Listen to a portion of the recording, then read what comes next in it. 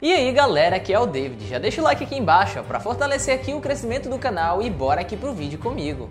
Não raramente se diz que Marte perdeu seu campo magnético, já que ao contrário do nosso planeta, o planeta vermelho é arenoso, quente e inóspito, completamente impróprio para a proliferação da vida humana. Por mais que seja possível de se imaginar, o planeta vermelho já foi bem parecido com o nosso, o planeta Terra, quentinho, úmido e cheio de ar.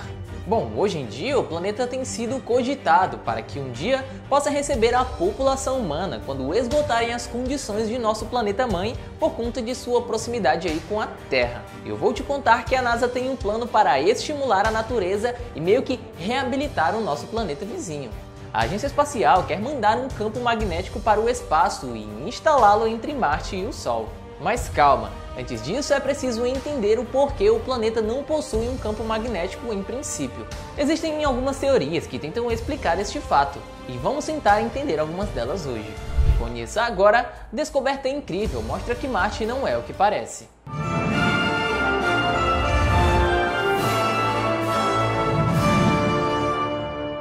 Normalmente se diz que Marte perdeu seu campo magnético porque, ao contrário da Terra, Marte não tem núcleo líquido em movimento, com correntes de convecção que seriam capazes de criar um campo magnético forte no planeta. Isso não significa que Marte não possui uma magnetosfera, mas sim que está muito mais modesta do que a da Terra. A NASA divulgou recentemente dados obtidos pela sonda InSight, que está operando na superfície do planeta vermelho desde novembro de 2018, sobre o comportamento da magnetosfera marciana. Os instrumentos da InSight indicaram que o campo magnético no local de pouso é 10 vezes mais forte do que os satélites mostram.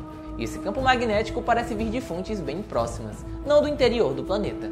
Isso indicaria que Marte não possui um campo magnético, ou pelo menos se tem, é tão fraco que ainda não pode mesmo ser detectado.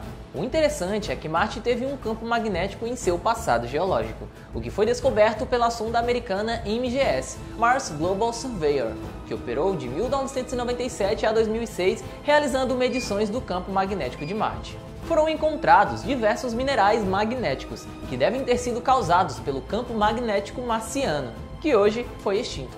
Acredita-se que o campo já foi constante como o da Terra, até se perder. O que aconteceu foi que algumas rochas mantiveram a sua magnetização, o que manteve pequenas áreas de campos magnéticos. Sondas orbitais foram responsáveis pela medição deles até a chegada da InSight, que trouxe o primeiro magnetômetro para Marte, e o mediu de forma mais precisa, revelando que ele é 10 vezes maior do que se achava antes. Bom, acredita-se que a extinção deste campo se deveu à ação da água e à consequente formação de hidrogênio nas vizinhanças do núcleo de Marte, o que interferiu e causou interrupção dos movimentos de convecção que atuam como meio que um gerador de energia, produzindo o campo magnético planetário. A atmosfera marciana era densa, cheia de gás. Com isso, o efeito estufa ajudava a aquecer o planeta e a água podia existir em estado líquido. Tudo isso era protegido da radiação e das partículas destruidoras do Sol por um campo magnético, como aquele que protege aqui o planeta que você mora hoje em dia. Mas o campo magnético de Marte entrou em colapso há 4 bilhões de anos atrás, pouco tempo depois de o planeta ter se formado. Meio bilhão de anos depois, os ventos solares já estavam fazendo aquele estrago que você já ouviu falar nesse vídeo de hoje. Foi como furar um pneu. O ar de Marte começou a vazar, a pressão atmosférica foi para o espaço literalmente. Por conta dessa baixa pressão, a água evapora a 10 graus Celsius no planeta vermelho, o que impede a existência de água líquida estável por lá. Mas pensa comigo, pensa aí, se desse para reverter esse problema todo. Bom, cientistas da NASA estão focando no ponto em que tudo supostamente começou a dar errado, a perda de campo magnético. E com isso, pessoal, também surgiram algumas simulações.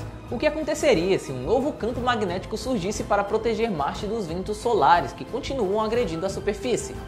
Segundo os modelos recém-divulgados em congressos de ciências planetárias, a atmosfera de Marte estaria totalmente recuperada em apenas algumas gerações. Um escudo magnético, ainda que artificial, seria suficiente para aumentar a temperatura média do planeta. Com isso, galera, a região polar começaria a derreter e emitir gás carbônico, que contribuiu aí para o efeito estufa. Haveria então um aumento da pressão atmosférica e a temperatura e também a água congelada derreteriam e não evaporariam de repente. Voltaremos assim a ter água líquida, a condição número 1 para podermos tornar Marte completamente habitável novamente. O problema, é claro, fica em como seria possível construir um campo magnético com tal magnitude e também com tal poder.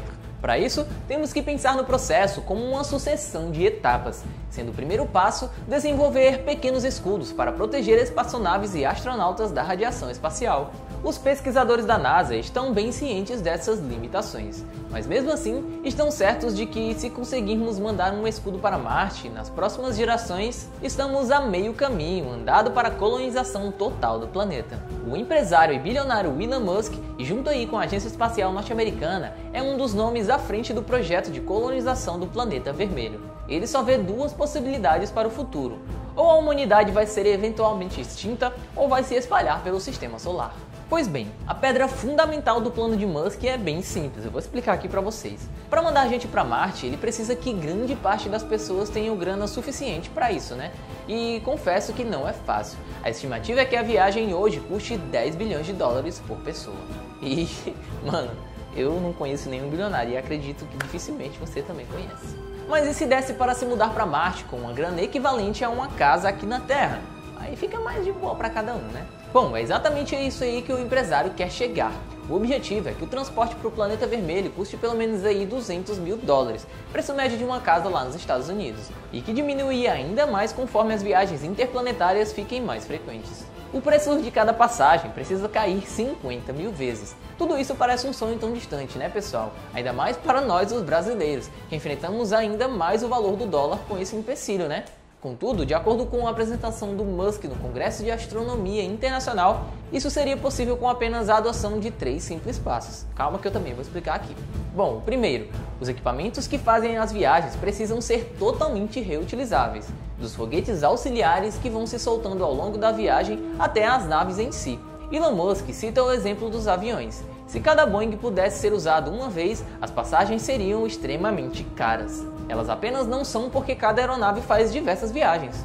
Bom, diferentemente dos aviões, as viagens espaciais de hoje em dia e os seus boosters são deixados para trás, e a maior parte das naves são pensadas para não voltarem para a Terra. No entanto, há algum tempo a SpaceX já pensa no design de seus boosters e naves para que eles sejam capazes de aterrissar e voltar ao espaço diversas vezes, como você pode ver aí um dos foguetes de Elon Musk pousando com sucesso, voltando aí do espaço. Outro problema de logística seria que para irmos e voltarmos a Marte é necessária uma quantidade enorme de combustível. Para resolver essa questão, entre em cena o segundo passo citado por Musk. Vai ser preciso que as naves a caminho de Marte sejam reabastecidas em órbita. Isso significa que a nave em si não precisa sair da Terra lotada de combustível. O booster leva o equipamento até a órbita terrestre, carrega e vai ao espaço com o combustível necessário para a próxima fase da viagem.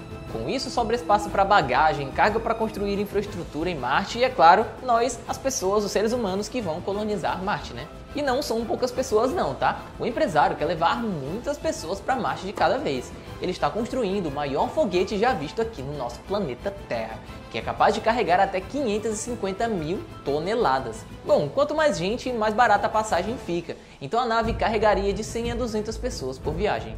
Para entreter toda essa galera durante a viagem de 100 dias, que é o tempo de trajeto desejado pela SpaceX na próxima década, a área destinada à tripulação colonizadora teria teto transparente para uma visão panorâmica do universo, um restaurante, filmes e até uma área de jogos com gravidade zero, praticamente um cruzeiro espacial. Então, pessoal, resumidamente, é bem provável que em um futuro próximo, daqui somente algumas décadas, o planeta vermelho já poderia estar sendo colonizado. E pessoal, dá pra imaginar aí a humanidade arrumando as malas e indo se mudar para um outro planeta, Marte?